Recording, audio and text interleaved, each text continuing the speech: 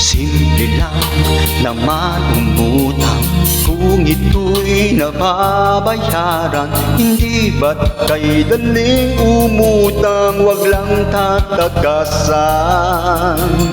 Simple lang naman umutang, basta't ito'y binabayaran. Kailangan mong maging tapat, ganyan pag umuutang. Simpleng utang na kahit tagal, bakit hindi mabayaran? Parang gusto pang umulit kapag talaga. Ilang beses pag umutang, kahit maging sino ka pa, lahat ay dapat magbayad.